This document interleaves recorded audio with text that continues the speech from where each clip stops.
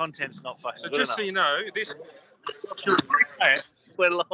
this man, Joshua King, turns up to the fucking races every week and has never ever bought a box of smokes and smokes 10 of mine. Just so you know. What a cunt. Ladies and gentlemen, boys and girls, welcome to BJonGameDay. It's already started, boys. The entertainment factor is there. I am live from Albion Park Racecourse. Last week we had the $1 million chase. This week we've got the $1,000 chase from my two stupid fucking animals. But God give them strength. Hampton, what's going on, son? Fuddy, how are you? Nice change of venue this week, mate. I like it.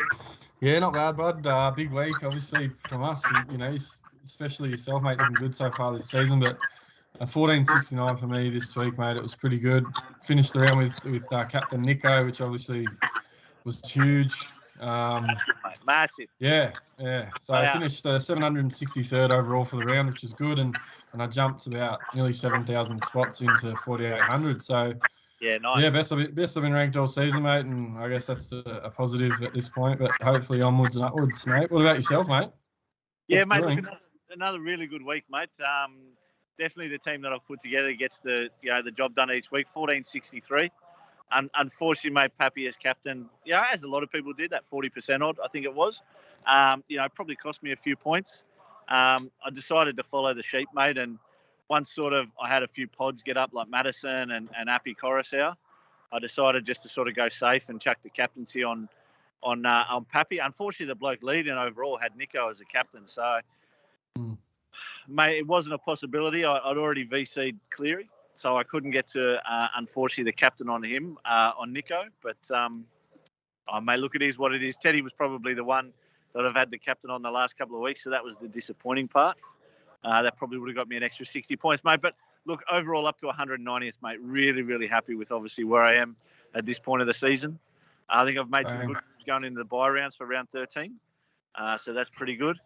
And, mate, obviously some action this week with Pappy out, a few other key injuries with people out there. But, mate, I think Bogan's happily going to point it out.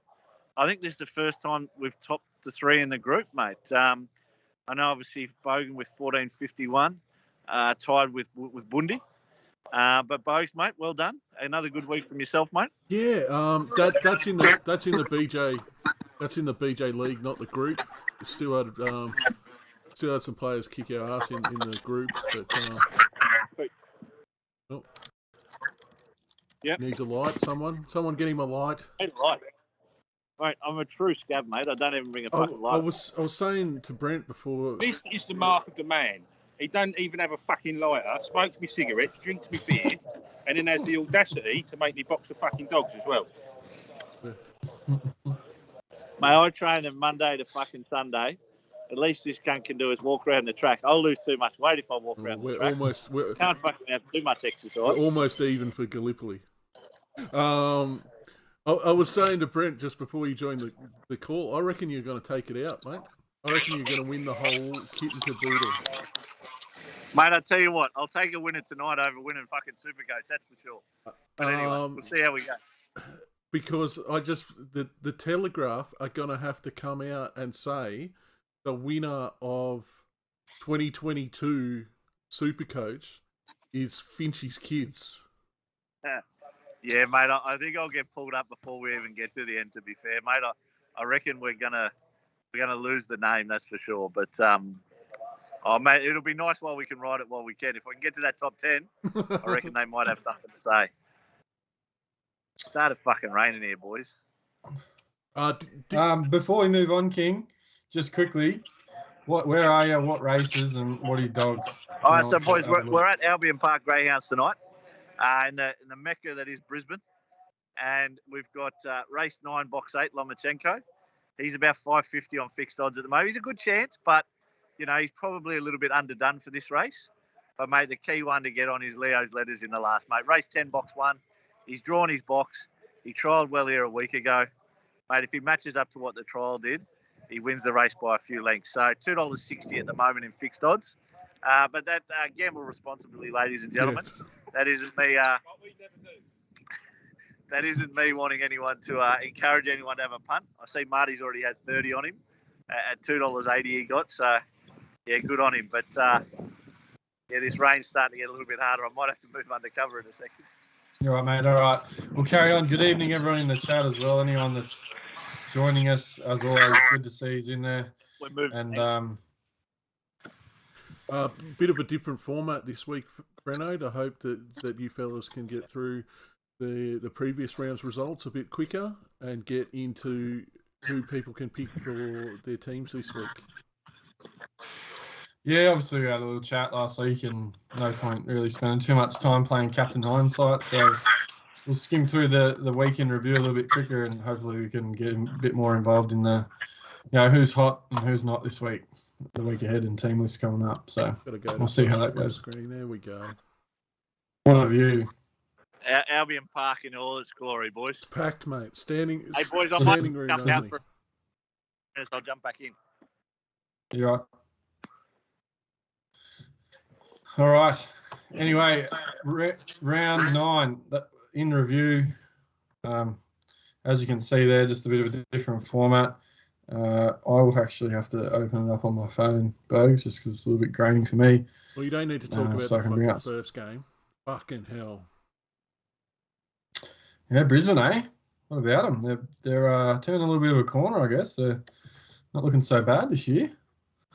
Plenty, as per the bookies, $4. I think they were outsiders to start the game, and they look really good. They led well, and I don't think it really ever looked in doubt, to be honest. Top scorer in this game, Adam Reynolds with 100 there, so a massive Vengeance. bit of a return there. He obviously missed the first game earlier in the season there, Adam Reynolds, but scored a try, set a couple up, also kicked plenty of goals and had a line break himself for his 100. Yeah, as I said, big performance against his old club and a big result for Brisbane. I don't know what the stat was exactly, but I'm not sure. It was a really long time, the last time Brisbane beat Souths twice in a season, possibly. I don't know if it was ever, but it was a pretty phenomenal stat. So yeah, big win for Brisbane and Souths. Bit of soul searching, Bogan. They're not looking like a shadow of the team they did last year. What's going on? No Adam Reynolds. The A-Ray factor pretty big. Oh, yeah. No Latrell either. Well, interesting. Yeah, Latrell's obviously a big out as well, and okay, he just But hasn't really looked apart himself. from that, probably there's no excuse for it really. There's a shit Some big news during the week as well with Cody Nikorima being released from the Warriors and signing with South effective immediately. He's been named at 14 this week, 4 years Bogan. Do you see Ilias being replaced at any point in the near future if they don't start getting some W's on the board? Not with Nikorima. He's shit. He's better. He could offer a little bit more than Ilias in a couple of ways. At least in attack. He was shit at the Broncos, so they fucking traded him mid-season to the Warriors, where he was fucking shit, and he'll be shit. I'm sure you've picked him up in Supercoach. He's had his moments. I've picked him up in draft, and it's fucking horrible. Yeah, it is. Anyway, we'll see what happens. But yeah, a bit to do there for South. They're not looking like a shadow, as I said. Our second game of the round was the Raiders getting up in a pretty dour one against the Bulldogs, 14-4. Watch this one at the pub. Actually, it was pretty rowdy. Cam Barron's getting into it. And probably highlighted by the fact that it was top scorer was Matty Burton with 71 points there. I think he crossed from a meat pie and had a line break in that and kicked many goals? No goals. Missed goals. So it was pretty ugly, Supercoach wise, and Canberra will just be glad to get the result in that one really. Moving on to the game of the round by far, and what a game it was.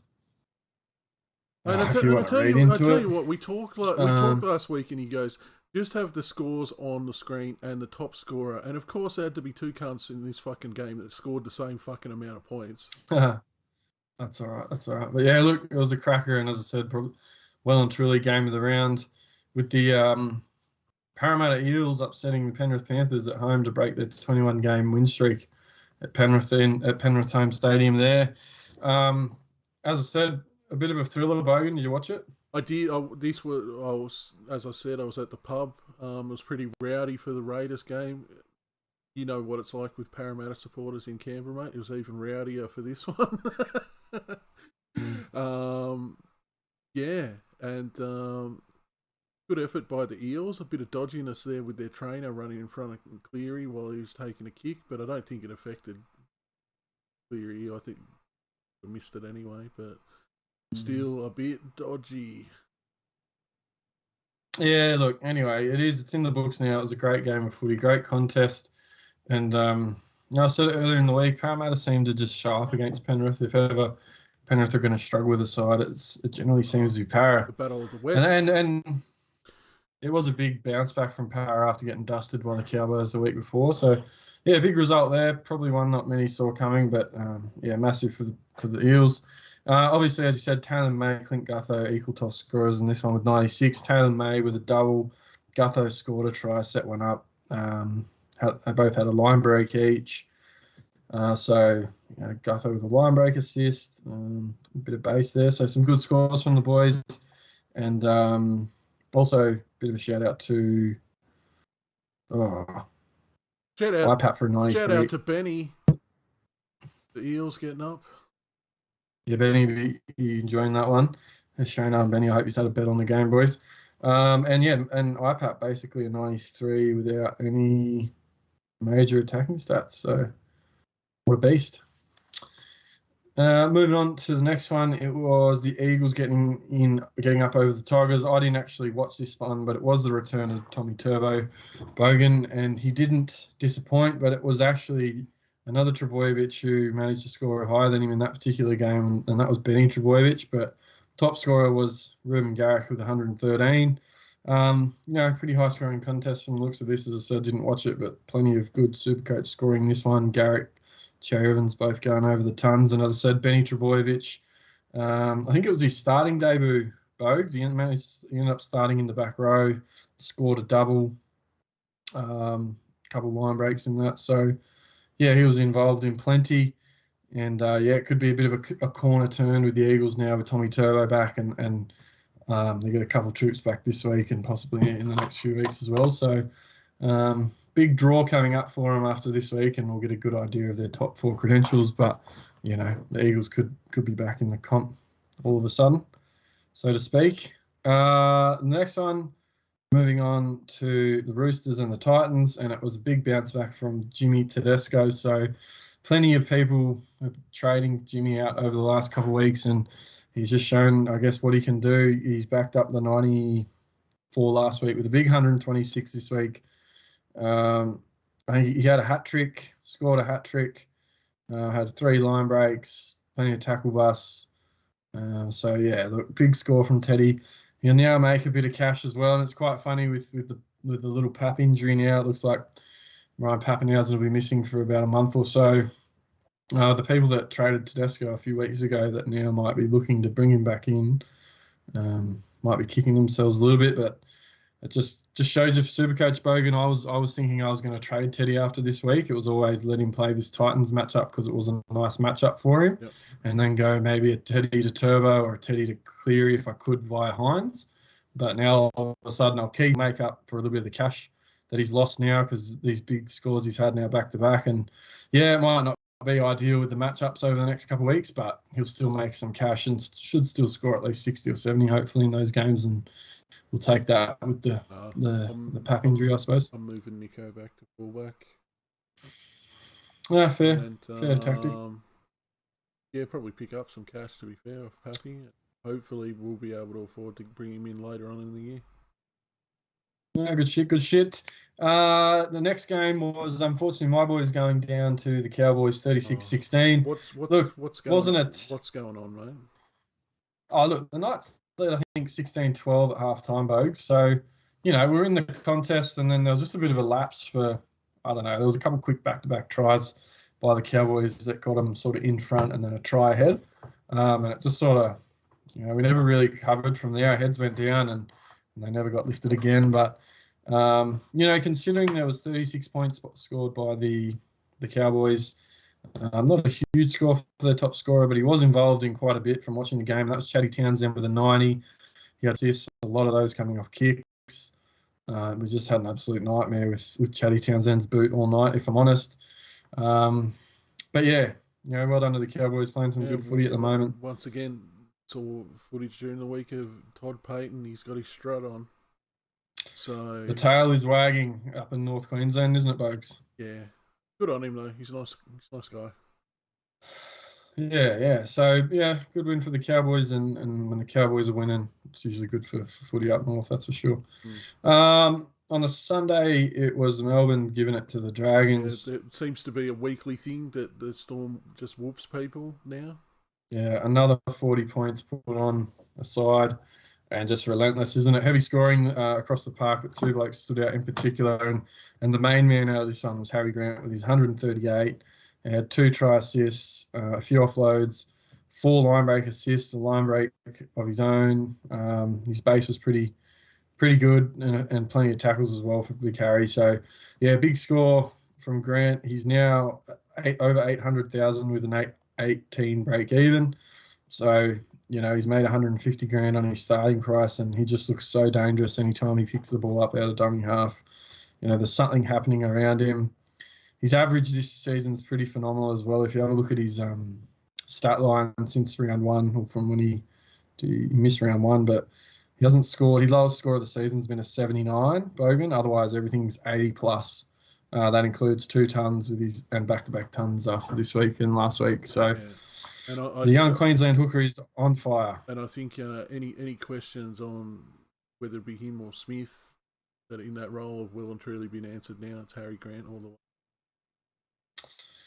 Well, you just forget, Bogan, he's still so young. Like, it's scary as a New South Welshman just thinking of what he's going to be capable of over in the next 10 years, but especially over the next few. He's just, like I said, it's only his second full proper season. He was at the Tigers still doing similar things last season. So, yeah, it's quite phenomenal. Obviously, a worthy mention has to go to Cameron Munster with 130. He was massive as well, scored a try, set one up, had 3 try contributions, plenty of tackle busts, 3. Yeah, and I think you'll find that all the top scorers had those 2, and the bloke that you're going to talk about in the next game.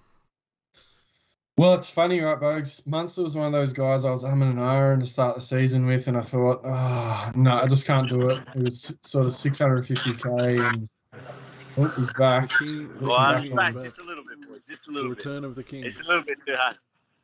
I'll tell you what, I got this champion here with me. Ladies and gentlemen, say good day to Ronnie. Boys, this bloke is sung in Vegas. Oh. Give us a few bars, Ronnie. What do you got, mate? What do you got on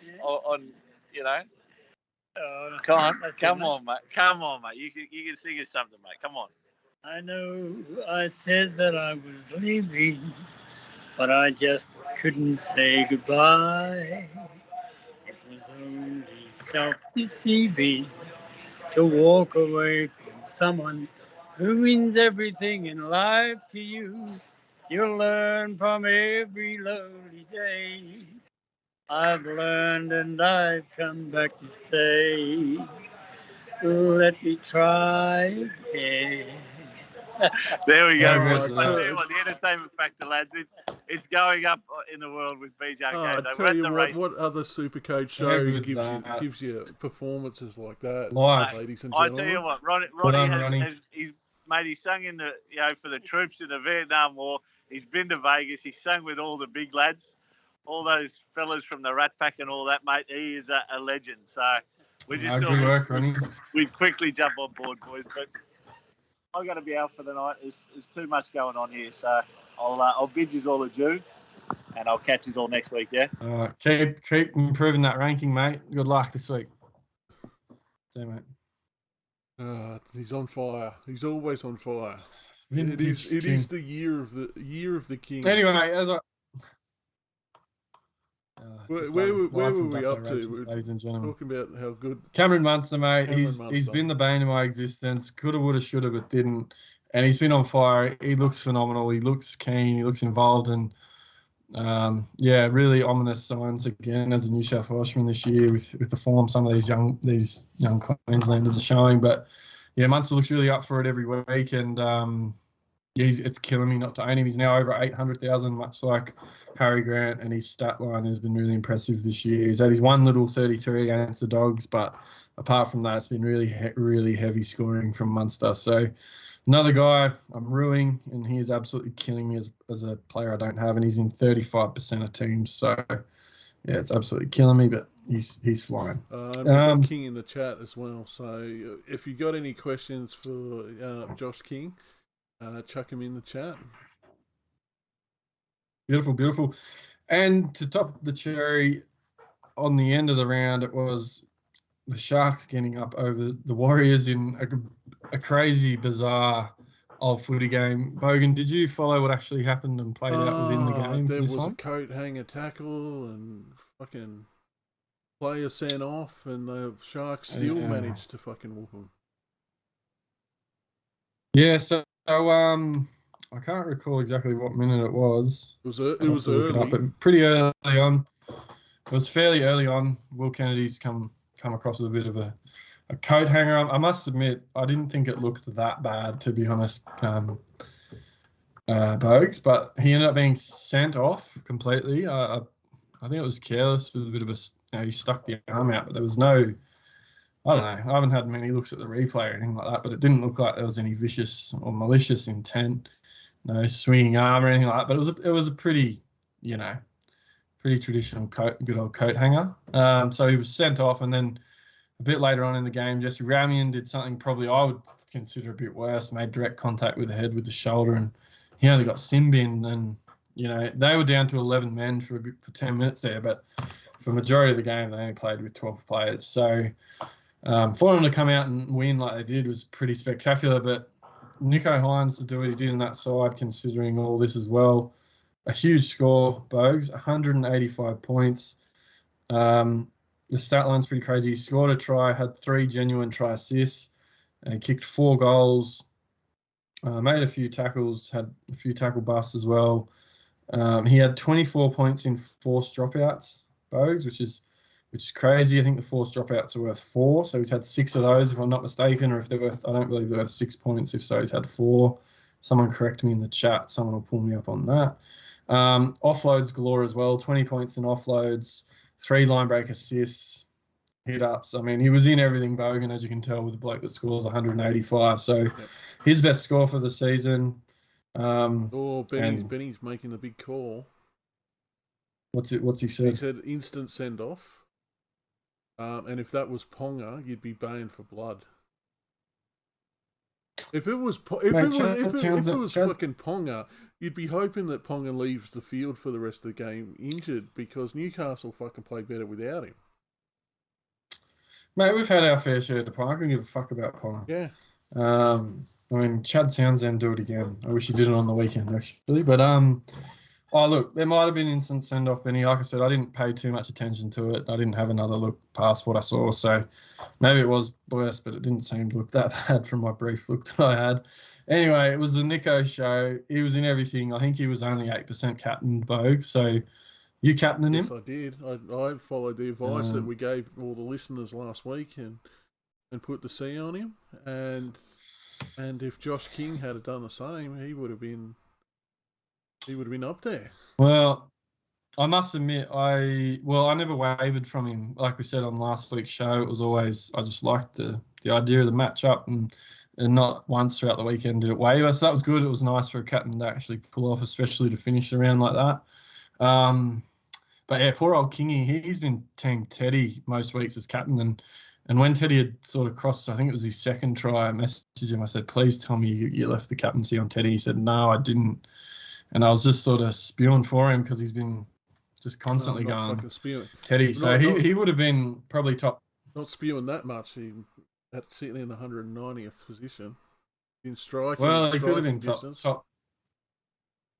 100 had he got that left back captaincy on old Teddy. But anyway, he'll take it. 190, as you said. 190th overall, as you said. But yeah, big round, some big scores, and yeah, it's just crazy round. Just let me get rid of Ed King's smiling mug there. All right. Magic round, mate. It is, and have you heard the weather reports? No, I haven't. I hope it fucking pisses down and rains on all the fucking Queensland cunts taking all the footy for the week. Look, there's forecast for heavy rain, so it'll be interesting to see what happens. We got. I like watching wet weather footy from the warmth and comfort of my own home on the TV. I don't know, Bugs. They're not doing a Thursday night game because of Magic Round, and there'll be 3 Sunday games. So it's going to be 8 games over 3 sort of days. On basically heavy 2 rain, days. though, what's the state of that field going to be by the? Well, when it flooded not long ago, the drainage was really good, but it flooded. So I don't know what they'll do if by Sunday, if it's an absolute. What's just going to be? It's going to be a mud pile, near unplayable. If there's puddles on the field, it's going to be like watching a '80s wet weather game where you can't tell what players are in what teams because they're covered in mud. It would be glorious. Yeah. So anyway, brace yourself for the weather. It's going to be an interesting one. I've got a few boys in the Fig Jam draft going to this one, so take your rain jacket and your gumboots, boys. We should be bringing Benny in. He's on fire in the chat at the moment.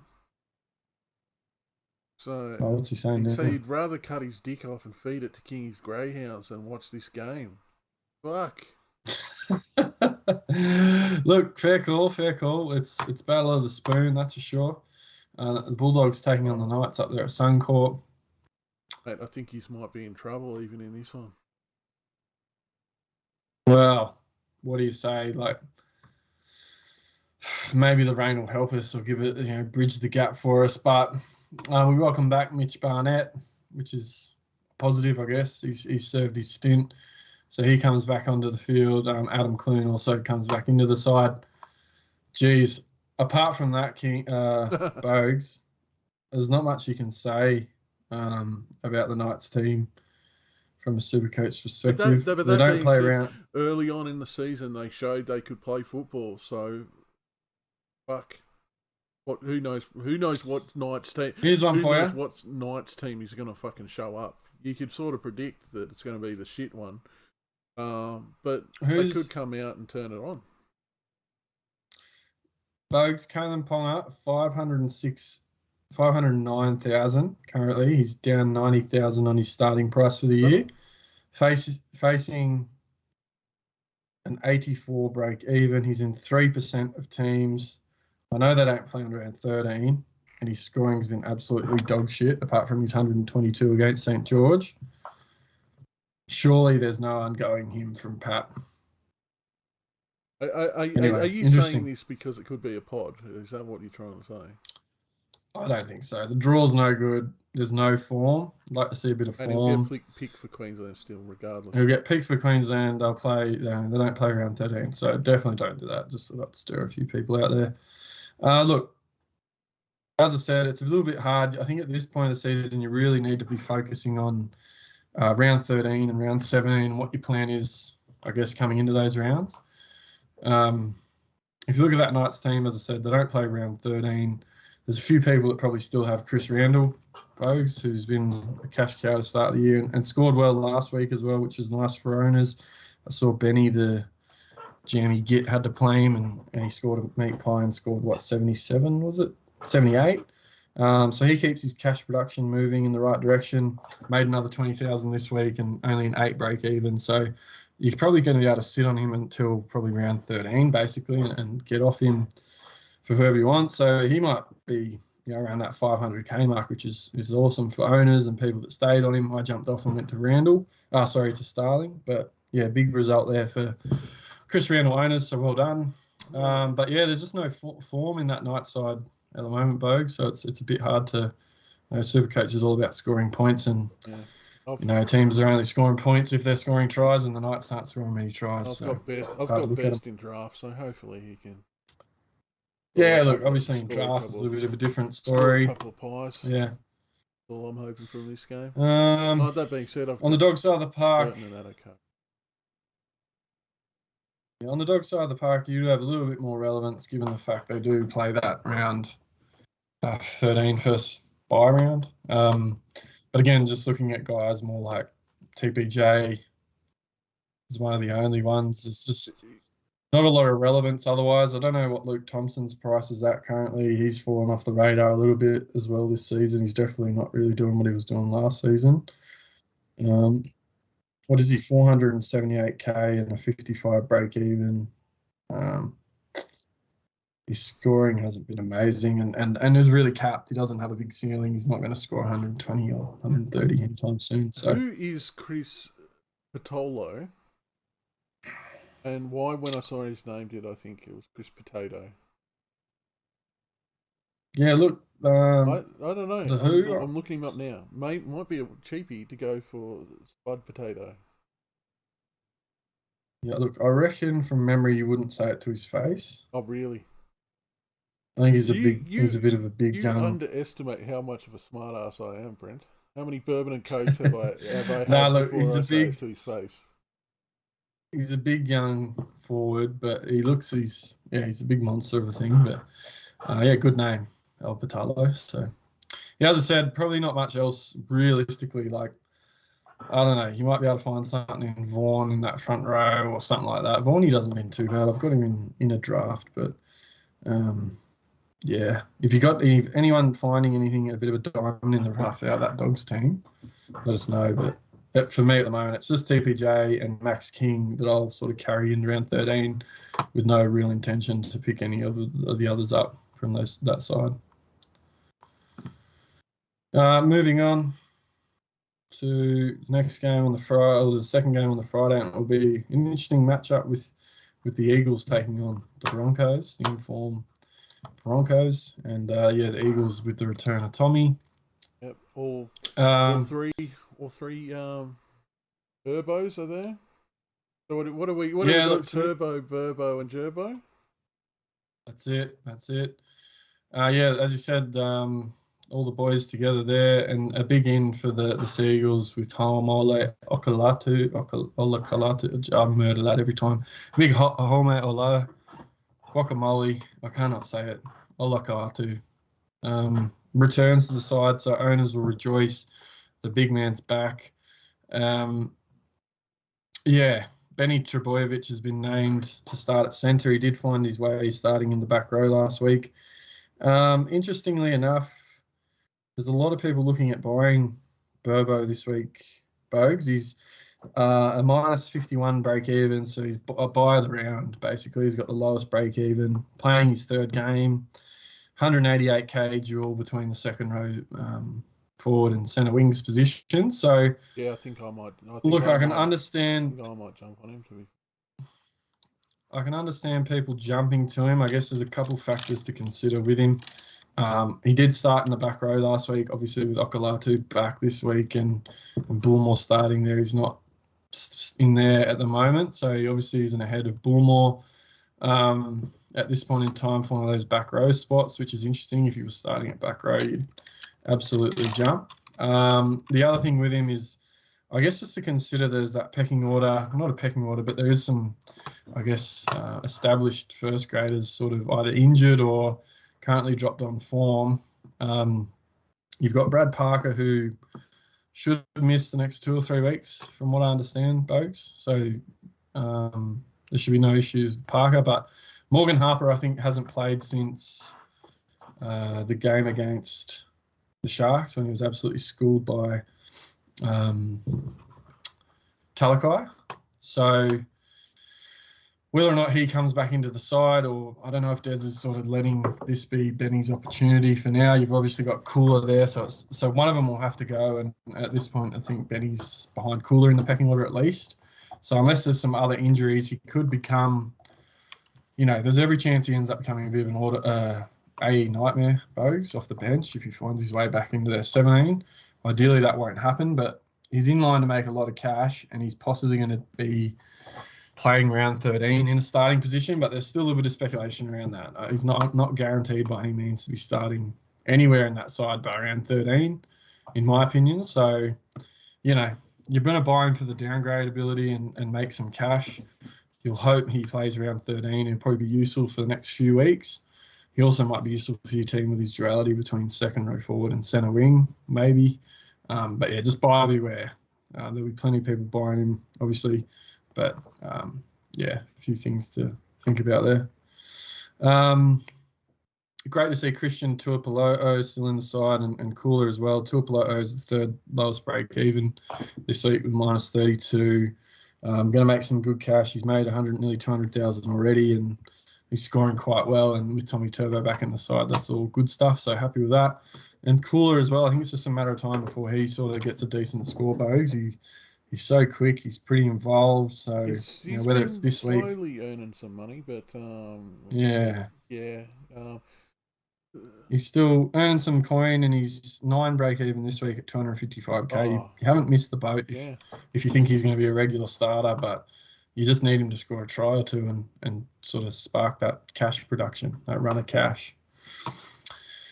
As I said, Olkalatu's back on the Eagles side of the park. Josh Schuster's in the extended bench. My understanding was what I heard was there was a calf issue with Schuster for 2 to 3 weeks potentially. Oh, sorry, I'm just looking at my feed here. Someone's tagging in some. Oh, Costa. Seriously looking at Dufty next week. Teddy to Dufty. Jeez. Goodness. Surely not, Costa. Sorry, I just had to look at me messages. Oh, Dufty. I've got him in a draft and he's, I don't know. He hasn't probably been he's still averaging over 50, isn't he? But, geez, he's I don't know. He's just got a connotation with him. I don't know if I could do it. They have a good run, though. It's a fair call for the next few weeks anyway. Yeah, look, sorry. Back to the game. On the Brisbane side of the park, I don't think they had any changes. Did they? Payne Haas is back. Sorry. Payne Haas is a big in. Kurt Capel's in. So, obviously, plenty of people with Payne Haas should hold him, and he's a welcome addition to everyone's side. Just keep an eye on the team list just in case it's a smoky, but it's been the second game of the if it does end up happening, just make sure you got an option to swap him out, or you're not making trades on the assumption that he's definitely playing, but he should be good to go. Just make sure of it. Check those team lists with an hour to go. But yeah, I mean, I must admit, Bogues, I traded Cobbo last week. So I traded out Cobbo because I thought there was some risk. He's a bit of a roller coaster owning him. I think he's a brilliant footy player, like just based on his raw talent. Obviously, everyone knows that. But from a Supercoach perspective, it's a bloody nightmare owning him. He's just on 15 and 30, and then he scored those 2 tries on last week, both off errors. So they were off errors of the South. I think there was a kick up on the first one that someone dropped. It was just right place, right time. And then the Cody Walker pass out wide, and he sort of intercepted it and then ran the length, which I still don't know how he ran the length from where he did and got away from Alex Johnson. Just sort of goes to show what sort of freakish specimen he is. But I traded him. He scored well, unfortunately, so I'm spewing about that, and he'll probably make some good cash over the next few weeks. And they had a good draw. It was a big sort of decision I ruled on. I didn't really want to do it, but he was the one I was like, oh, he could maybe just hit his break even and stop his cash flow and then score 20s, and I jumped off. So ended up being a bad call from me at the end of the day, Bogues, but still scored nearly 1,500, so that was good. Carrigan goes back to lock. He was really good on the weekend as well. There's been a bit of chat about Carrigan. I know one of the boys in the Fig Jam chat was sort of talking about him, Bogues. He's just like, he's got the big base in him. He's sort of like that old school classic Supercoach scorer. He's 62 in base on the weekend, so pretty impressive stats. He had the try assist to Adam Reynolds, obviously, which bumped his score up a bit, but 60 points in base is up there with as good as anyone. He's only 520k, so the game this year sort of went back to those sort of more meat and potato type back rowers. To be honest, it seems like so. It could be a little bit of value there still with Paddy Kaggs at 520k, but I assume he'll play Origin, and you'll probably miss him then for the second buy round, but could be wrong on that. But yeah, I don't know. Anything else you're looking at in either of those teams, Bogues? I was considering I'm moving moving Nico back to fullback, bringing in Cherry Evans, but I just don't trust him, Supercoach wise. Well, yeah, I mean it's a bit of a interesting move. I hadn't really thought about him too much. He's been scoring. He hasn't scored lower than 60 all season. Headlined by his 105 last week. So yeah, I mean he's been consistent even with Turbo out, but he turns into a bit of a flat track bully when he's back. When they start putting sides to the sword, he really joins in and helps out from a Supercoach perspective. They play Brisbane this week, Bogues, and they play Parramatta, then they play Melbourne. That's the next 3 weeks. And then round 13, they play, obviously, New Zealand, but he'll be in that Origin side, so you won't have him anyway. What I'll probably be doing is moving Ilias from my second string half, second string 5'8", to be second string halfback, and bringing in someone like Hastings. Just because I like the look of the boy. He's a fair enough. And I think player. On Hastings, I think I saw some ungodly stat, Bogues. I think I use like the League Live. There's like a free like League Live. It's not sponsored or anything by the NRL app, and it gives me a quick look at the stats, so you can get a quick idea of runs and tackles and if there's been line breaks and try assists. A quick view in the app. It's not the same as Supercoach, but it gives you a bit of a proxy. In this app, that had Hastings with 29, I think it was 36 originally. It had 36 runs for Hastings. I then went and verified against the NRL.com stats, and they had him down for 29. So, I mean, obviously it's one of those things that when you're trading out someone like Pappy, you're more looking just to hold someone that can score well enough, but hold price until you obviously trade Pappy back in. I mean, it's interesting. He's not credited that much. I don't know what he's scoring in the Supercoach last week, but yeah, I thought that was interesting. So I didn't catch that Eagles-Tigers game, so I didn't see it myself. But yeah, he's definitely being involved. And we'll see who they're playing this week. As I said, obviously trading Pappy, which a lot of people won't like, but I just don't like having that much money sitting out. You know, when you could have someone who's scoring points, or at least doing something. So it frees up a large amount of cash. So spoiled for choice, really. Yeah. No, fair. We'll move on to the third game of the round on the Saturday afternoon, and that'll be the Warriors taking on your boys, the Rabbitohs. Two clubs that are... You mentioned the Warriors in battle particular. For the fucking spoon before. Shit. Yeah, obviously at neutral ground at Suncorp. Yeah, Warriors in all sorts at the moment, and the Rabbitohs doing a little bit better, but still not performing where they'd want to, obviously.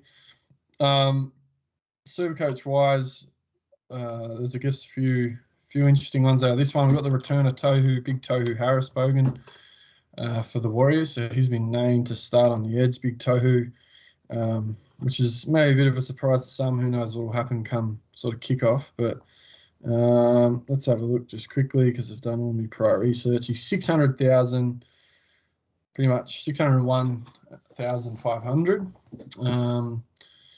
Obviously, you don't need to jump for him. He's had an extended stint away from the game, come back from the ACL, I think it was. So there's no need to jump on him straight away, but he's definitely a guy to put on the watch list. He's Supercoach. Royalty, really. He's the ultimate Mr. Consistency, and depending on how much longer Curran's out for, he could produce some good numbers out on the edge. So it's good to see Tohu back.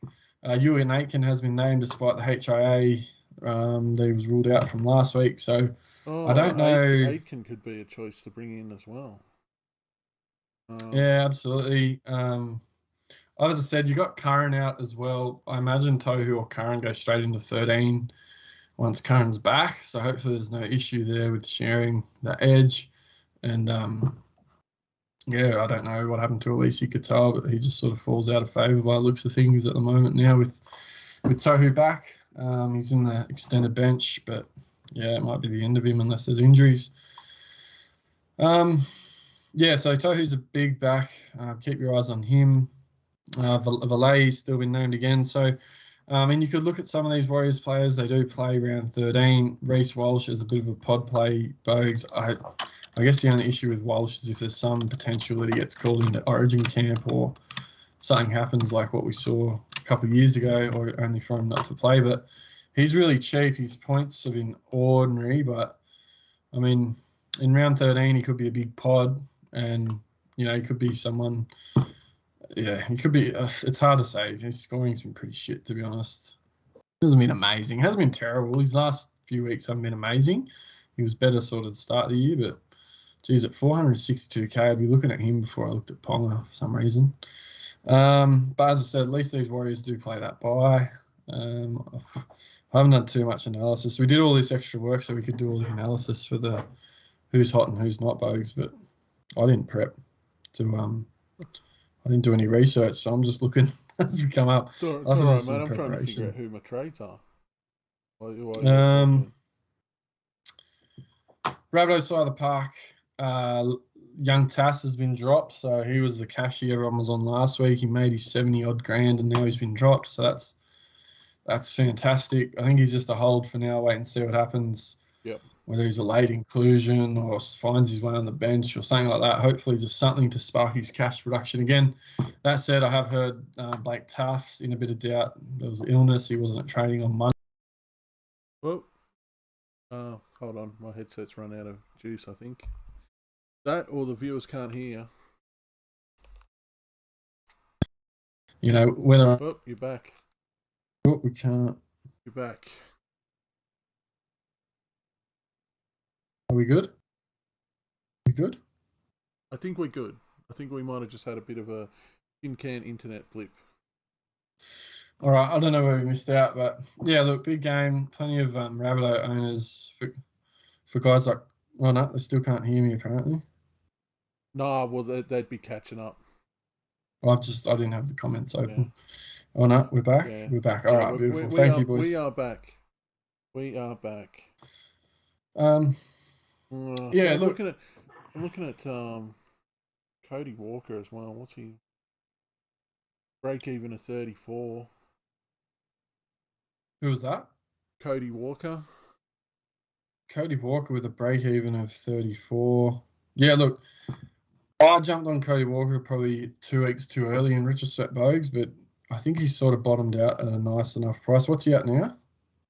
556,000. Yeah, I think he bottomed out a little bit more than that, but he's pretty. It was as low as 460. Which was obviously the peak time to buy him. I'm pretty sure I bought him the week they played the Dragons and he scored 10. So yeah, and then they played the Dogs. He scored 44, and that was when I thought this plan's backfired massively. He scored 54 points across 2 weeks against the Dragons and the Dogs, and dropped like close to 100,000 over that next few weeks. Not quite 80 grand, but he's bounced back now. He's had a couple of good scores. Look, I don't mind it. I got a good draw. New Zealand Warriors. So they play the Warriors, the Raiders, the Tigers into round 13, but then obviously don't play round 13. So I guess one of those things, Bugs, I picked him up hoping that he'd just go a bit bonkers over that 8 weeks. So their draw looked pretty good. It hasn't happened. He's got a 99 in there, which has been good, but I still think South's just timing and everything like that. They're just still not looking like what they were last season at all. They're still a bit clunky. I'm not convinced he's a keeper. I was sort of going to make that assessment by around 13, but whether he comes good in the back end of the year once they've got a bit more footy under their belt, I'm not sure. But at the moment, with the current setup, and Latrell being out as well, I guess is a pretty big factor as well, Bogues. Like you got a big, monster of a thing being able to finish off plays and just pass the ball to or be around in general is going to make a bit of a difference. But yeah, I couldn't be too critical because at this point, I don't know. I just think your priority has to be Munster, but if you don't have 800k, he's not a bad alternative. But yeah, the form hasn't been. All right, I'll throw it at you. I've got 1.1 million to play with. Mm-hmm. Just get Munster. Do you have Munster? I already have Munster. Well, then for mine, I'd be looking like the next best one's Dylan Brown. You reckon Schuster? Well, Schuster's out. Otherwise, I'd like Schuster as a bit of a pod. What about Drinkwater? I know we're going to get to that game. Yeah, I mean, Drinky's an interesting one. He's not cheap, and I was talking to Bundy about this today. Bundy picked him up last week. Good pickup last week. He's not cheap. He was like 600 odd K. I just thought he was for some reason in my mind. He's sitting at 668 now. Yeah, I thought he was a bit cheaper. I must admit, break even of 30. Going up against the West Tigers, who are fucking terrible. I mean, they play round 13. They do play Melbourne and Penrith after the Tigers, so you got to just be.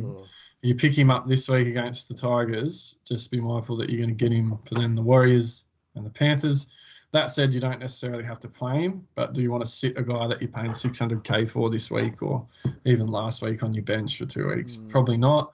He does play round 13. Whether or not you wait now, he haven't missed the boat, but he's not cheap. At 670K, I'm never looking at him just because I guess I'm a bit of a snob to him for some reason. But he's in form. He's got a 96 3-round average, 85 5-round average. You can't ignore those numbers, and just consistently creating some good, creative attacking stats.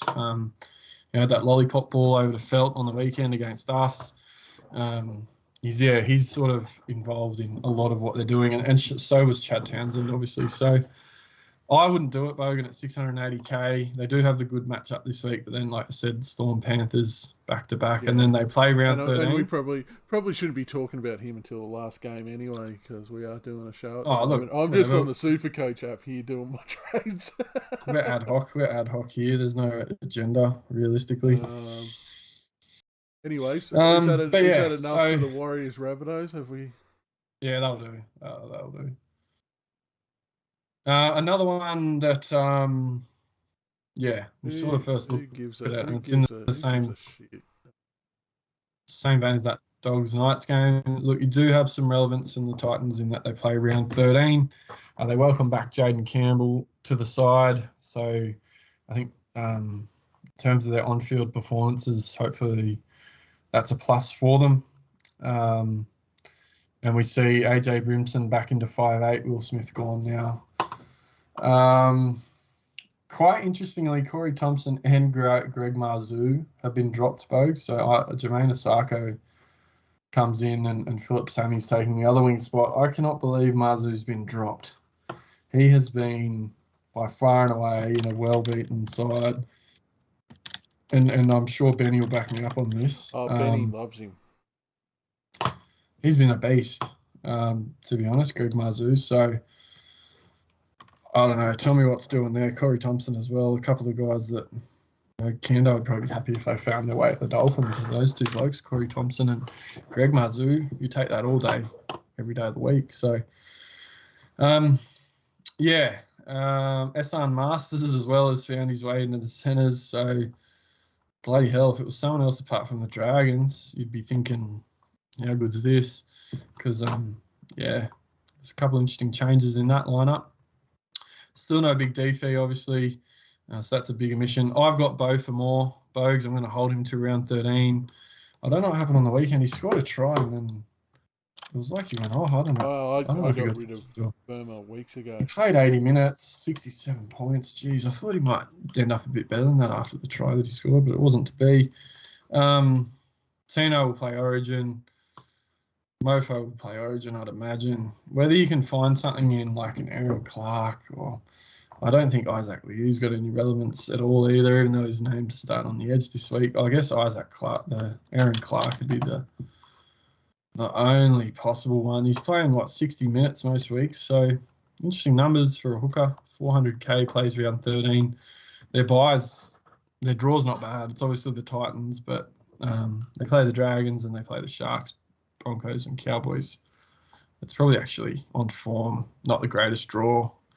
Once you get past the Dragons, Sharks, Broncos and Cowboys all in a bit of form. So, yeah, maybe not. Hard to look at what else you can pick up from that Titans side, to be honest. Maybe you look at Brimson closer to around 13 if he's not in that Origin camp.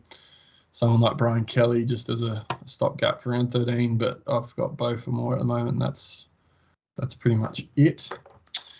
Dragons side of the park, again, a side that you sort of tend to overlook a little bit, Bogues, just because they don't generally have the heavy Supercoach scoring relevance. Zach Lomax continues to be a possible target. I still, in my opinion, see him being, a keeper centre winger for the final four for the finish to the year. Potentially, he hasn't killed it yet. He hasn't gone crazy just yet, but I don't think it's too far away. He's been pretty consistent. He's hovering around the 50 to 60 scores most weeks. So you're just sort of hoping he'll blow up, but he's got a really good next 3 weeks into the bye. So he plays Titans, Warriors, Bulldogs for his next 3 weeks.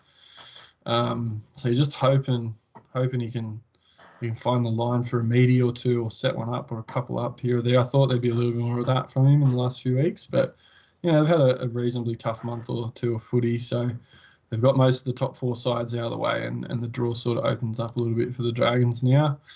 I don't know if he plays Origin or what, but if he's not there in that Origin team, I think for round 17 he's definitely going to be on my target list, Bogues. Big Lomax in the centre wing is hopefully a keeper for the run home. I know that the form isn't there at the moment, but still banking on that being a possibility.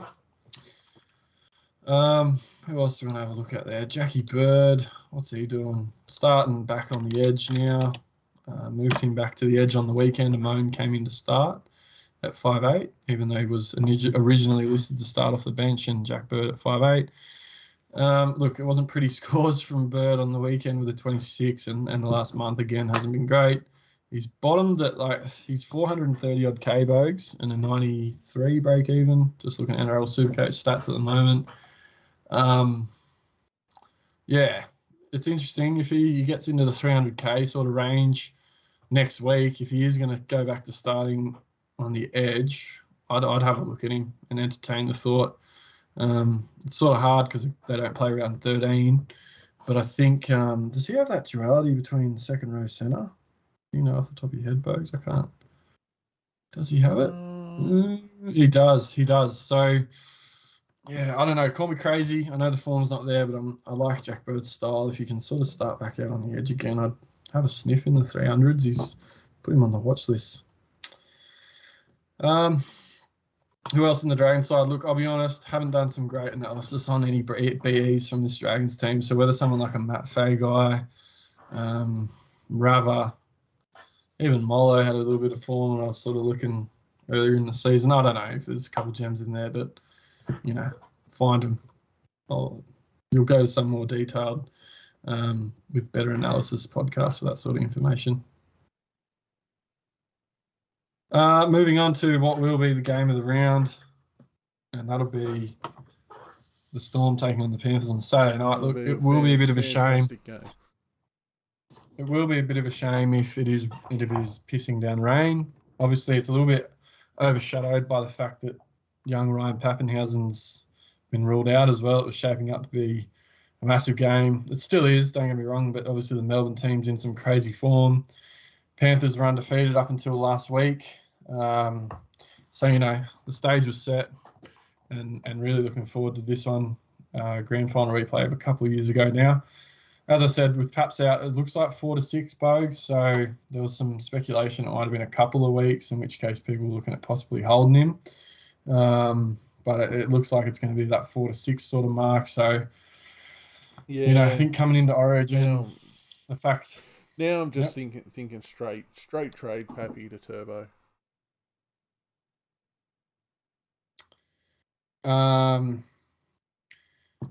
Look, it's interesting. He's what? I had a look earlier. This was one of the trades I was sort of looking at making, and I think 95% of, not 95, he's 929,000. So you make 30,000 if you go Pappy to Turbo, and then you pretty much go to anyone else bar Cleary, or however you'd have to do it, and you make money. So, there's people that probably jump back on Teddy, even though the draw's not good, or they start looking at some of those pods, or swap young Hines down, as you said, Bogues, and look to bring in a halfback. So there's a couple of options there. But yeah, big out for the Storm. Nick Feeney fills his spot with Dina and Maya coming onto the wing. Seve comes in for Bremia Smith, I'd imagine, who's obviously going to be missing for a little bit of time for his pectoral, apparently. Yeah, look, should be a cracking game. Munster's obviously in a bit of form and steps up for these big games. Jerome Hughes is playing some good footy. That whole sort of Melbourne forward pack, the whole team's just humming, isn't it? Look what they've been doing over the last few weeks. The Penrith side of the park, they're obviously looking to bounce back after the defeat last week, ending that big streak, as I said, at home. So Sorensen comes back in with Eisenhuth apparently back on the extended bench. And you've got, big Brian Bogues. He was back last week. Brian Toto, he was an inclusion into the side. Yeah, Toto, there's another option for me as well. Spoiled for so just looking at spoiled for choice. Big Brian, 670k with 116 break even or so. Just there's a bit of variation on NRL Supercoach stats at times, but yeah, he's another quiet week or two from him, and he's fallen down to near that 600k sort of mark, and very much in that pickup territory, even though it's coming into Origin and all that sort of thing, because with some of the games they have coming up over the next sort of 4 to 8 weeks, it could be a matter of time before he's back over 700,000. His base was massive in his first game back, 51 points in base, and he fished on 81 points for the game. So, yeah, he looked really good, Brian. You wouldn't have thought he'd been out for bloody 6 weeks or whatever it was based on the way he played. Yeah, look, any of your usual suspects, Penrith do play the round 13 bye. So, your Taylor Mays, your Targos, there's people looking at trading these guys. I personally wouldn't do it. I know they might bleed a little bit of cash between now and then, but I don't know. I think Tago and May in that Penrith side over the next few weeks, playing in that round 13 fixture, I think you're mad trading them. Personally, just they've got ceilings. They're in a good team. I know they'll be missing Cleary and probably Luai and probably a few others, but these guys are just out-and-out footy players and really Supercoach friendly. I know, Isaac Tago's scoring hasn't been amazing the last few weeks, but it's just due to the fact they've got so many options, Bogues. Yeah. Like, your side like Cleary, Crichton, Tago, Toto, May, Luai, Kikau, Martin, like, they're not all going to score well every week, right? Like, it's going to happen. And they're going to be spitting fire this week. Big game up against the Storm, coming off a loss. Like, yeah. And I mean, with Olam plays, he's a left centre. Targo and May will be on the left. So where there's a bit of vulnerability there in Seve being at centre, Coates is on the right. So he'll provide a bit of stability there. But if Seve's inside of him, maybe there's a bit of a weakness there they can try to exploit down that right edge, right side of the Storm. But, it's a big ask. There's probably not many things you can pick out of that Melbourne side. So looking forward to it, Bogues. I'll learn a lot of Supercoach analysis for this one just because, it's going to be a big game. I probably wouldn't recommend you picking up players in these games unless the break-even's too good to sort of overlook. And if they're in that Penrith side, they're not going to be in Origin because they will play round 13. But, yeah, really looking forward to this one, as I'm sure are plenty of other people. The first game on the Sunday, there will be the 3 games. Sharks taking on the Raiders. Obviously, the informed Nicho Hynes with Will Kennedy. How many weeks did Will end up getting? Will Kennedy suspended. Someone tell me how many weeks Will got. Was it 4 weeks or something? Did he get 4 weeks? But someone will tell me. Someone will know. Nicho dropping back to fullback, though.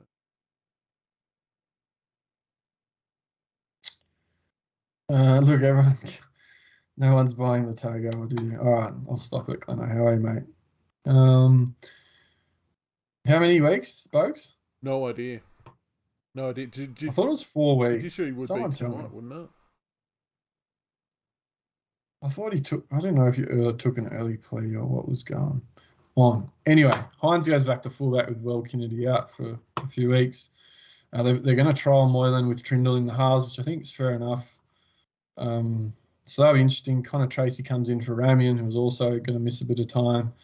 And McInnes has been flicked back to the bench with Finucane coming back into the side. The Raiders side of the park, Seb Chris comes into the starting side to replace Croker, who was unfortunately injured himself with the shoulder at the end of that game last week.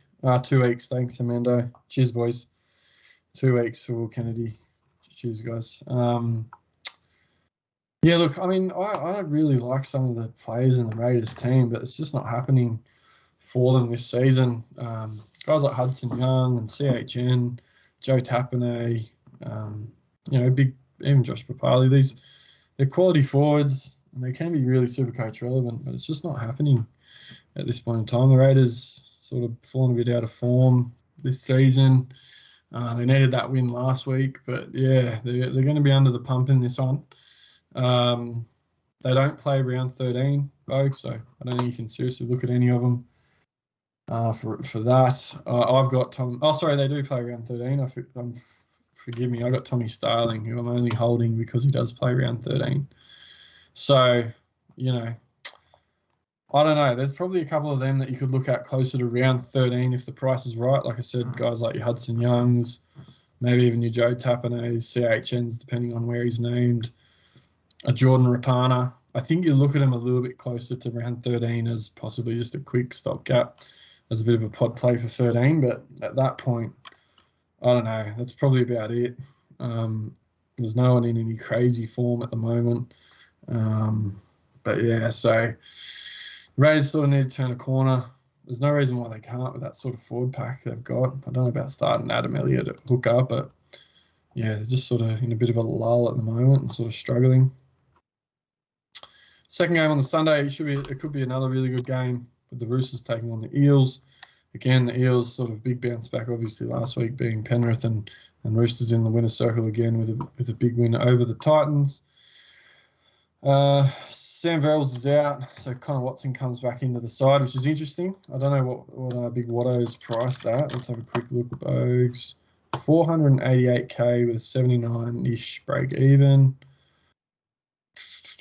And they got Drew Hutchinson on the bench. So it'll be interesting to see the minute share with Watto. He was getting sort of at least 50 minutes to start the season, sort of banging out about a point per minute, just under. No major attacking stats. So, I mean, he could be a look. He plays round 13.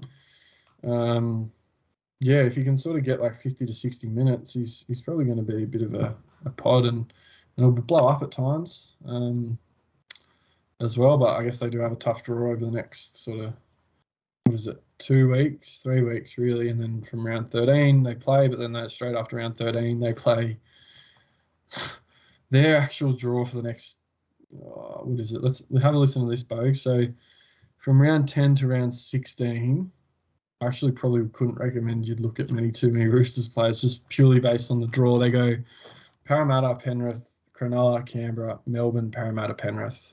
So they play Parramatta twice, Penrith twice, Melbourne and the Sharks 6 out of the next 7 weeks, Canberra being the easiest game in round 13. So it's an absolute horrid draw.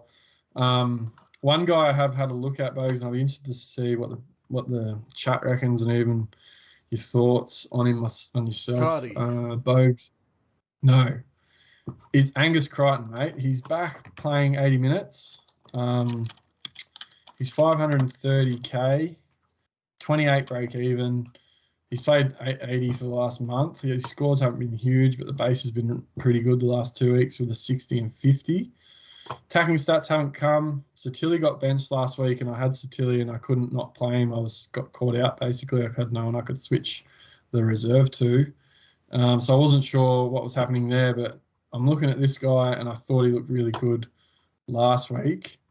I know they got a shit draw, but I think he's matchup proof. And just from what I've seen in the last sort of few weeks, I like him.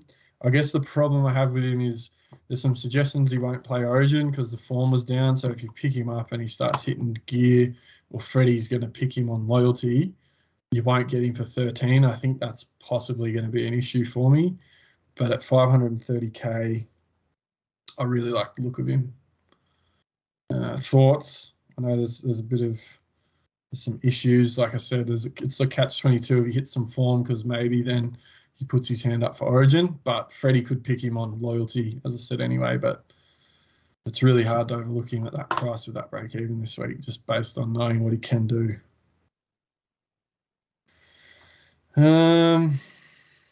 Anyway, Brogues, are you still there? Yeah, I'm still here. I just want to make Oh, sure no, silence was, Yeah, I'm just was deafening. not used to talking this much during the show, mate. That said, if anyone knows what the fuck Trent Robinson is doing with those edge back rowers, I don't know what happened with Satilli last week. Was there an issue with Satilli? He got relegated to the bench and then only played like 20 minutes. And at that point, I think my only other option was to play Vali, the Warriors bloke, and I didn't do that. So I don't know what Satilli's killing me. I was going to straight swap him to Angus this week, assuming Satilli was going to be benched, but that hasn't happened, so I might have to burn some cash and go someone up to Angus. But anyway, obviously Joe Suwali's a big one, Bogues. If you don't have him, where have you been? He's scored 86 on the weekend. He's 359,000 with a negative 14 break even, but fucking hell. He's just a beast. He's a beast. He's a big boy. He's got some real... He's another option for me to drop back to fullback while Happy's out as well. He has some scary potential. He's late footwork for a big man. He has that like little Roger Tuivasa sort of shimmy on him. And he has lots of parts. He's a handful. He has lots of parts of his game that can be compared to other players as well. Like he reminds me of Joey Manu a bit as well. Yeah, well, there's a bit of Izzy Folau about him too under a high ball. Yeah. Like, yeah. Anyway, his quality, Bugs. The base hasn't been too bad for a young bloke playing wing, basically 28, 30. Not terrible, but can score tries. He's one of the few shining, or apart from they got up, but one of the few shining stars in the Roosters at the moment. Yeah, absolutely. Another one I was talking to Bundy about today, probably be kicking me, but it was interesting because I didn't realise it was this price and this, this break even was Luke Keary. So 440k. He's off a couple of good scores, 60, 105, negative 22 break even. Cold like a fucking tap, mate. I said I wouldn't do it. I couldn't do it. I couldn't ride that roller coaster. But look, it's not a terrible shout for a pod sort of half to run into the bye weeks. But I've just ruined his pod, so no, I couldn't do it. I don't think. I'd rather have Pappy be playing, but I'm a bit spoiled for choice on what I'm going to spend the money that I get back off him. Keary I think the other ones might be something to look at as well. Quite intrigued to see what happens with Big Danny Tupou as well. Whether I don't know if Freddie's going to pick Addo Carr and remain loyal and Toto on the other side, or whether Tupou's going to get a look in. But if he doesn't get a look in, you possibly got to look at him for around 13 as well. But again, just have to cross that bridge when you get to it. He's still reasonably cheap. I know they're not in amazing form. Did score a double last week and only scored 83. They have the potential to score a lot though. He can score consistently as he has done this season already. He scored sort of 4 tries before last week. So 6 tries from his first, 10 games? Pretty good strike rate at 60%. In a team that's, realistically hasn't been playing too great footy. On the Eels side of the park, look, again, you have some options in this side and some genuine, at least one that I can see that's a genuine keeper that you could still look to bring in even at this point of the season, and that's IPAP. I still think in that front row position or at second row, he's a must-have. Monster, that guy. Get him in, whatever you got to do. I know there's people saying he doesn't have the ceiling that won't hurt me as much. This bloke is consistently going to score like 80 or 90 points a lot of weeks. I think it's really important to get IPAP into your side as soon as possible. I can't see him dropping heaps of money unless he gets injured. So, he's got 107 break even this week and he's nearly 800,000, but he's just missed the consistency. And if he does find the try line, which he does happen to on the odd occasion, you can quite easily, score upwards of 100 points. So I know he's only turned up once this season. He does have a couple of 50s in him, but he's scoring heavy, he's scoring consistent, and I don't think you're going to get him. I'd be surprised if you're going to get him under 750 anytime soon. So maybe you do just wait for that but I think he's really important. There's a bit of chat here about Maddo Bogues. He's a really interesting one, playing some real bizarre. That's not real bizarre, but he's just that roll off the bench. But his scoring's been good. He's only playing like 50, 55 minutes. Like he hasn't played 80 minutes since round 5. But he's been good in his time out on the field. He gets through his work. He's over a PPM basically, just in base when he gets out on the field. So if you can find a little try, which is conducive to scoring tries, he has a little bit of an offload in him and that sort of thing, you can score well. 600,000. I just don't like him coming off the bench. If he was starting, I'd like it more. But he's proving he can score in the 50-odd minutes that he's getting. So, credit to anyone that's jumped on him. His bottom price this season has been 565k. So at 600, you haven't missed too much of him. He has scored problem with good. Parramatta, and it's a I don't know if it's a club culture fucking problem, but it's inconsistency. Like, who knows what fucking Parramatta team's going to show up? They might be fucking awful. Sorry, Benny just reminded me. I was talking about Kiri. He said, "Did you forget the Roosters run already, Brent?" Yes, I did. Oh, that wasn't me, by the way. That was Bundy. So tell Bundy wherever he is. Yeah. So it's hard. Like you said, who's doing. You may as well listen to me rather than Bundy. Well, yeah, we'll see that later, won't we? But look, there's some options in that Para side. Reid Marnie's finding a little bit of form. I know Mitch Moses, what did he score last week? I can't even remember what he didn't need to. We need to look at all the scores. Moses with the 34, so that wasn't amazing, but he's another guy maybe look for post 13 for that run home, definitely for around 17 halfback against the Tigers. Dill Brown's still another one. After Munster, he's probably the next best 5'8". Whether he's a keeper or not, I don't know. But based on the first sort of 9 weeks, it's hard to think that he's not. He looks like a guy that's just really fit and up for it. He's running with some potency in attack. He takes the line on. He looks keen, and he's much different to the player he looked like last year. So I think good signs for Dill Brown, and anyone that's on him, enjoy, because I think there's still some good points to come from him for the rest of the season. Will Petasini, I offed him last week, Bogues. I just needed to keep the cash and make a bit of cash production for some trades later on. I jumped off him. I think he's a great young player, but you have to make some moves at some point. He wouldn't play 13. I think he continued to make a little bit of money, so good on him, and he still probably will do so for the next few weeks, but I jumped off when I did. But yeah, he's a great young footy player. Looking forward to watching him over the next few years. Look, there's other guys like Sean Lane, who's a bit of a sneaky that doesn't really get much airtime classic-wise.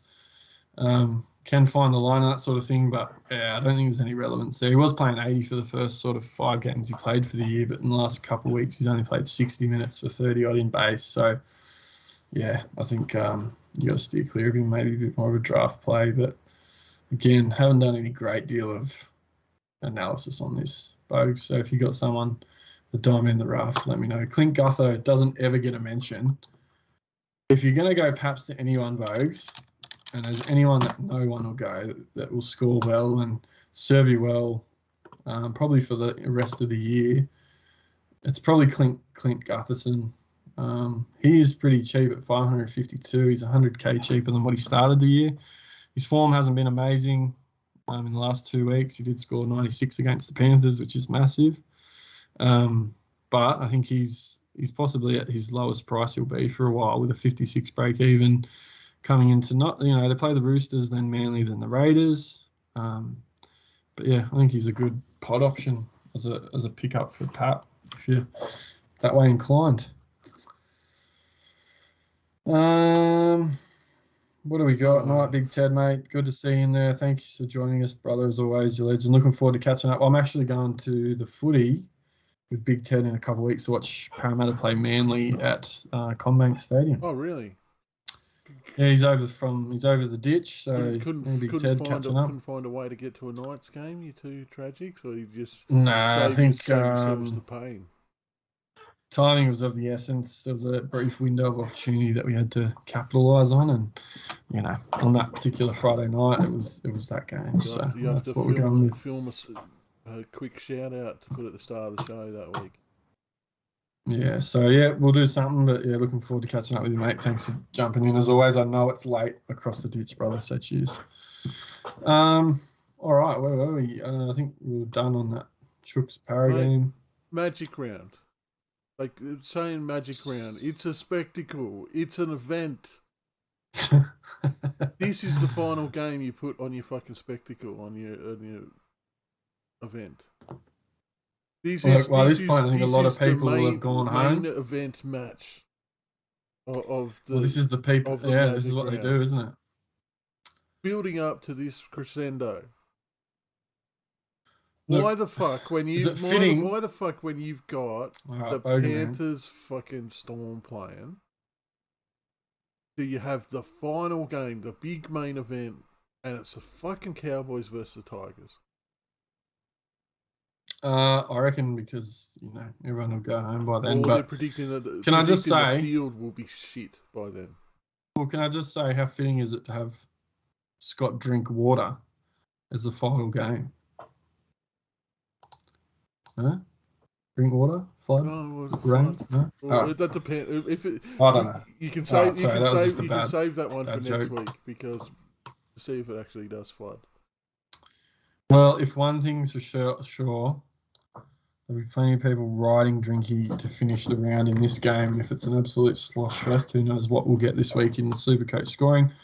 Look, Tigers taking on the Cowboys. Yeah, not exactly a prime time fixture, is it, Bogues, to finish off Magic round. But, there's a little bit of Supercoach interest in this one, particularly out of the Cowboys, as I said, in a bit of form at the moment, and also do play round 13 with not probably many Fuck off, Ados. Origin candidates.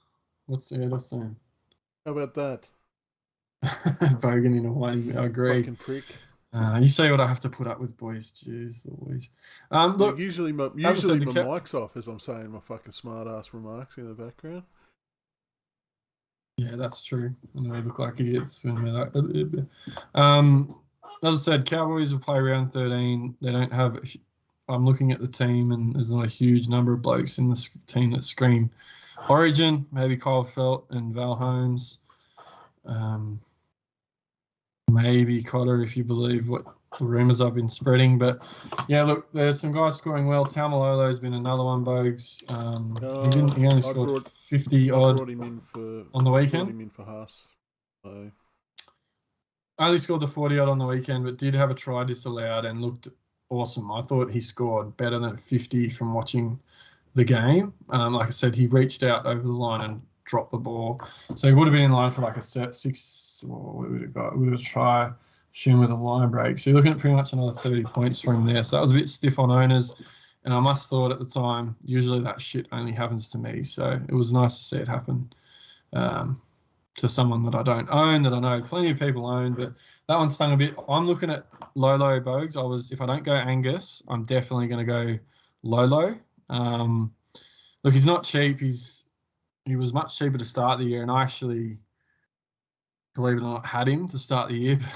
I got off him because I didn't like what I was seeing, but he's come good. I think I jumped off before. Happened up there. Something's clicked. Well, I jumped off before the first price change, basically. So before he changed in price, and he ended up going up in price and hasn't looked like going. He's only gone down in price once for the season, and that was last week. So he's been really consistent. Not huge ceiling from Lolo, but I think he's just starting to get a bit of that Lolo of old back in him. He looks dangerous. He looks hard to bring down. It's taken 3 or 4 blokes to bring him down. He's busting tackles, and he's just looking really good. So I'm a big fan of Team Lolo. The duality, obviously, being able to pick him between that front row, second row is amazing. And I think he'll almost like complete my forward pack just quietly, Bogues, with that duality stuff. I've got IPAP, TPJ, Haas, chuck Lolo in, got Kick-Out. I really like the forward pack that I've sort of built so far, and the duality helps a lot. So, yeah, he's a big target for me. If I don't go Gus for some reason, I'll be looking at Lolo. But, yeah, big fan there. Plenty of people already on him and well aware of what he's been doing. Ruben Cotter, again, just continues to set the world on fire, Bogues. Just getting the work done. Played some big minutes again with some big base output. So he's over 500K now. If anyone started the season with him, they'd be absolutely laughing because he's made 120,000 and another low 20-odd break-even this week and doesn't look like going backwards from scoring sort of 60-odd points based on what he's done the last couple of weeks. So well done for the Cotter owners, and I think regardless of whether he does or doesn't play Origin, Matty, I don't know if you got on him last week. I hope you did, mate, because you were talking about him. You know, wait and see till round 13, but there's no issues, I guess, holding him until then, see whether he does or doesn't, and then if he doesn't, jump off. Shieldsy in the chat just said Lukey should be playing full 80. I agree. Yeah, I mean, there's got, I don't know why Gilbert, yeah, I don't know, like whether it's just because they want to find a spot for Cotter and Gilbert. It's I not, agree. it's not, it's Lukey not, and it's not a Nanai. bad problem for him to have, is it? To have those sorts of choices. No, and those two young edge back rows is just crazy. That one of the tries that Nanai scored on the weekend, the footwork he showed to beat Ponga, and then someone else was just like, he's a 19-year-old edge back row. It was crazy, and Lukey's, you know, a big monster of a thing as well. So it's good things happening up there in North Queensland at the moment. I don't know whether Reece Robson's worth a cheeky shout. I haven't looked at his stats, Bogues. I imagine probably not. Oh, it'd be a massive pot at hooker. Maybe the Randall owners might look to go to someone like Reece Robson come round 13 just as a bit of a stopgap, because, you know, his draw's not too bad for a couple of weeks there, and then you switch from him to someone else, hopefully makes him coin and transition nicely. But, yeah, look, they're playing some good footy. In contrast, the Tigers obviously lost the last two now, looking after they had won a couple of big games back-to-back in Golden Point. Yeah, Jackson, Hastings, they don't play that round 13 bye, something I keep going to, Bogues. I just think that's really important to keep in mind at this point of the season, because you're not really getting any keepers for the run home out of this team, apart from maybe Luciano if you're looking for a bit of a pod for the run home, and maybe Jackson Hastings if you already had him. You could just sort of keep him in that half sort of position. I'm just such a big Hastings fan that I sort of want him in my team. Oh, I'm a big fan of him as well. I just think now he's probably priced himself up a little bit, and he hasn't been scoring, I guess, as well enough to warrant, you know, you need to get him in at nearly 500,000. But if you picked him up to start the season at 350, I think you're fine to hold him, and, you know, he'll be a good asset at times for the run home. I think he'll put some scores in. So, yeah, again, not any great analysis going into this one, and, you know, you can't be looking too seriously at many players from the Tigers, as I said, and maybe it's a bit of a prick thing to say, but I think realistically you wouldn't be. So, yeah, and that will be Magic Round. On That's what you to get. the league, and we got. Let me get rid of Josh. Look how happy he looks. Yeah, he's absolutely stoked to be out there at the races tonight. Onto the. Apparently, hang on. Michael Z, he said that the one that would have run at quarter past came second. Oh, so there you go. If you had the each way on it. So Leo's letters second. There you go. Hopefully, or was that Lomachenko? No, Lomachenko was the first one up, wasn't it? Yeah, Lomachenko. Oh, he told me not to put. Remember, I said, "Am I better off going it on the place?" He said, "Nah. If it doesn't win, it probably won't get a place." He's fucking talking me out of the place. Yep. Anyway, go on. Sorry, Bugs. Alrighty. And Benny, you can piss off. We're going to fly through the draft scores later. But so BJ Bogan's Cup was Josh King and myself topped for the week, followed by Get the Spin John with a 14.45. Something Wong, great name, Bart, with a 14.15, and Pain in Your Heart Michael with a 13.69. Good work. The Royal Rumble.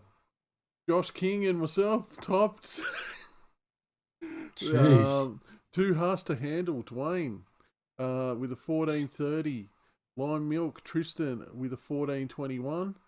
Ball Bangers, Andrew, with a 14.14. Bang. Couple good scores there. Bang. Now, I asked you fellas during the week, I don't think this has ever happened before. The BJ, what used to be called the BJ Invitational, the BJonGameDay Cup. Brent Hampton, Josh King, Bogan. 1, 2, 3. We got the trifecta. You've split. You got a dead heat for third, but we'll take that. I'm ahead of him overall. An overall rank. Well, look, it's a Kodak moment. If King was here, we should take a selfie. Yeah. Because I don't think it's ever happened before, and it may never happen again, especially me on top there, Bogue. So, look, I'll take a quick photo now and maybe a quick selfie later and save the graphic. And as mentioned, here we go. And that'll be that. That'll be me. That'll be the highlight of the season for me, I reckon, both. And as mentioned earlier, Bundy tied with me on 1451. And friend of the show, well, everyone in this league's a friend of the show. Bugs, one thing I did notice with this... Top Kevin Bottom with a 1436. Yeah. Sorry to cut you off. We're 35th overall for a league ranking, so that's not bad considering... I'm shit. You know. I think I called us a bunch of meatheads. So Bundy shit, Pete Top Kevin Bottom shit, and you consider the prestige. Cowboys isn't going too well, and Benny probably could do better in Classic as well. But apart from that, everyone else is going great. You read my mind, Bogues. But look, 35 overall is not bad for a bunch of mugs. Good work. Yeah, it could be better. I think ADOS has got some league that's like swimming around. Kando sent some Supercoach hub ones through before. He's got like fucking 75 of the top 81 fucking teams in leagues. Like the hub's going off. Supercoach hub. And ADOS's league as well. What's that league at now, ADOS? The one that was at 5 last week or 3? Oh, apparently BJ League got massive jump in ranks, had the highest round average in the top 100 leagues. Well, there you go. Share it with your mates. Get them to watch and subscribe to the fucking show. Okay, I didn't even know that. Is that right, Kendo? There you fucking go. Addo League is 4th. So it actually... Does that mean it increased this week? It went from 5th to 4th. Jeez, Louise. Well done, ADOS. And well done, viewers in the BJonGameDay leagues. Yeah, shout out. Which takes us to the group. And I don't think this has ever happened either. All 3 of us in the top 10, we made the graphic for the group for the week. But we did not make the top 5. So the top 5 was Nigel with the Gimps. He got a 1554, which he must have a team chockers with pods though, because he's sitting in 22nd thousandth overall. Followed by Big Jack's Jumpers, Jack, with a 1534. And once again, he must be chocker with pods because he's 45,000th overall. It's Bully, Blake. He got a 1506 and he's in the top 1,000, so he obviously fucking knows how to play. Riggs, Nathan. He got a 1476. I don't know if that Blake is Maddie's Blake. Jump in. If it is, boys, let us know. I can't remember Blake. Anyway, carry on, Bogues. I'm just talking. Michael with Far Q All, fantastic name, with a 1473, and he's just he's midway past the 6,000th. Yeah, which takes us to our overalls. Josh King on the move. Look at Josh King. He wasn't in the top 10 last week. Now he's sitting in 4th. Just goes to show. Have a go at these rankings, though. What's the 10th one? I can't read that, Andy with Up the Dufty. He's sitting in 583rd. So the whole top 10 is in the top 1,000. So good effort, viewers. And shout out to Marty's in there too. Marty's sitting. Marty. 396. Keep it up, boys. The move is our very own Josh King into 4th position. It just goes to show, though, like how much of a difference that one good week can be. You know, he was nowhere around that area last week. I mean, he was in the top 1,000, but he's made a big jump. It's another Joshua though with O'Shea Olays sitting in hundreds, just outside the top 100.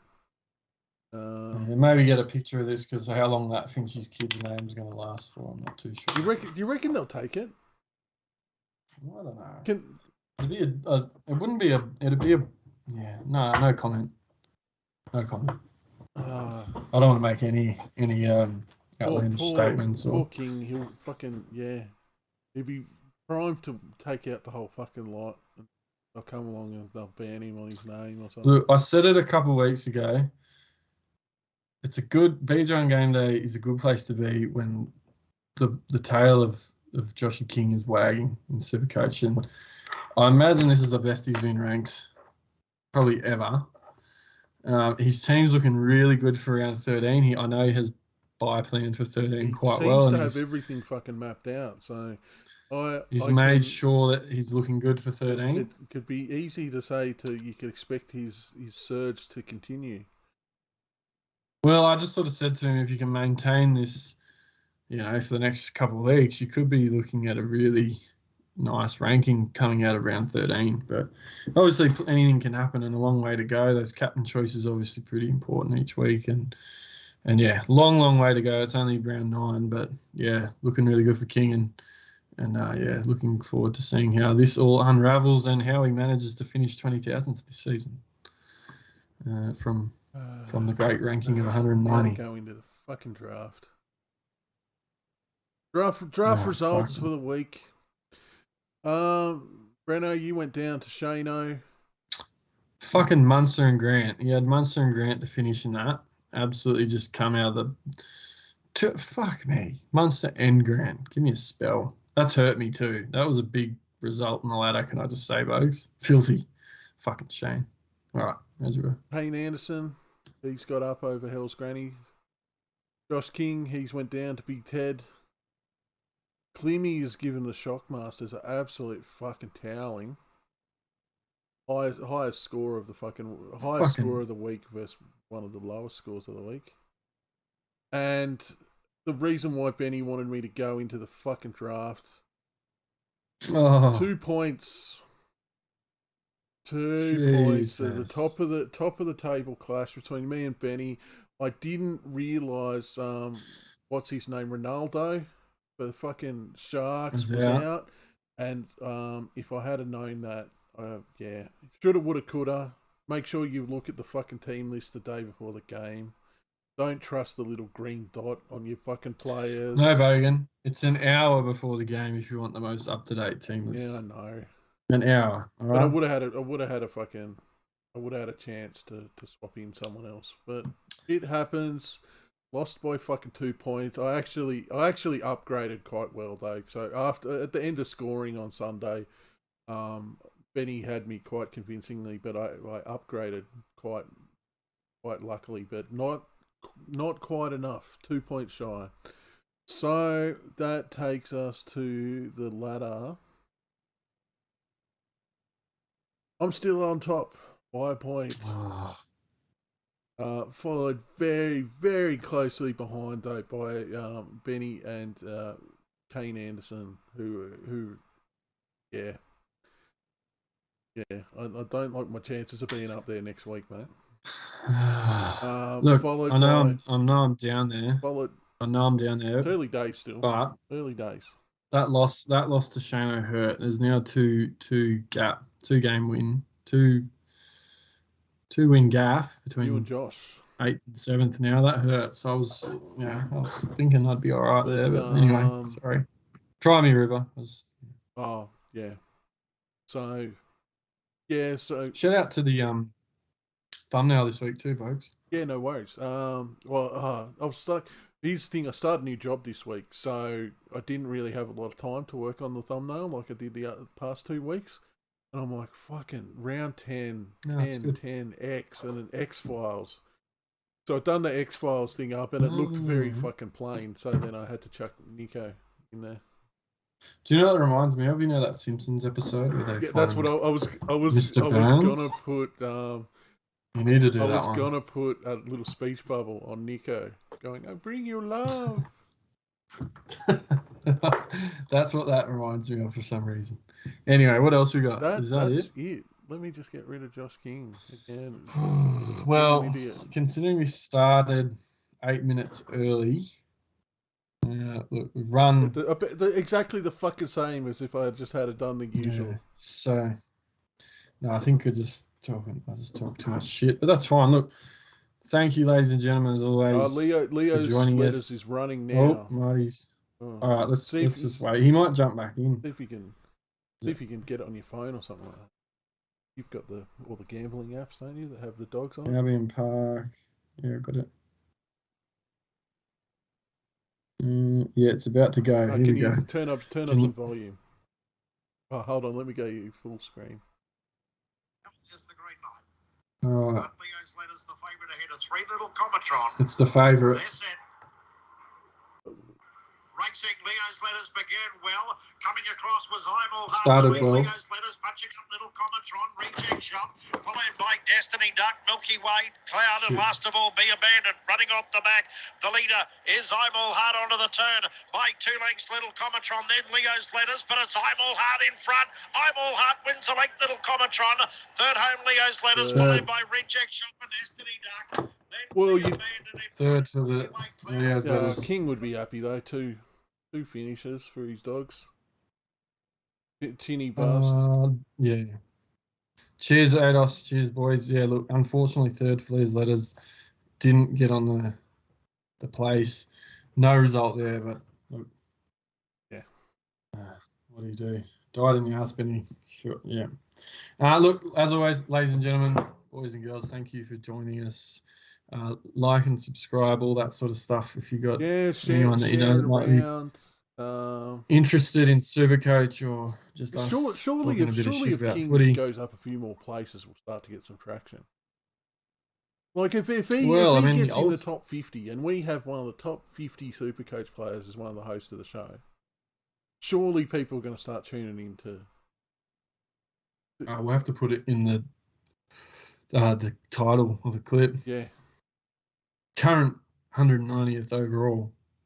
Yeah, I mean, current top 200 player. We need a Timmy-esque type run. You know, it's the dream. A podcaster winning it. So anyway, look, another good week up ahead. Magic round is going to be wet, so just keep an eye on those conditions and team lists as always. Captaincies will be an interesting one this week, Bugs. Benny again. in the chat's just said he has to show up first. You don't think Josh King is going to show up to Crow if he's top 10 or something like that? We won't be able to stop him from getting. 100%. He's just dialed in from Dapto, for fuck's sake. Look, captaincy options, Bogan. I'm not too sure this week. The weather's going to make it a real interesting factor. I'm looking at Nico again. I just think of all the teams that are playing, all the bigger sort of players that are playing in games, I like the Nico's matchup the best. And remember, earlier in the year, there was that talk of the weather. Nico is a wet against the Dragons track fucking runner. So it was against the Dragons as well. So in fullback, who knows?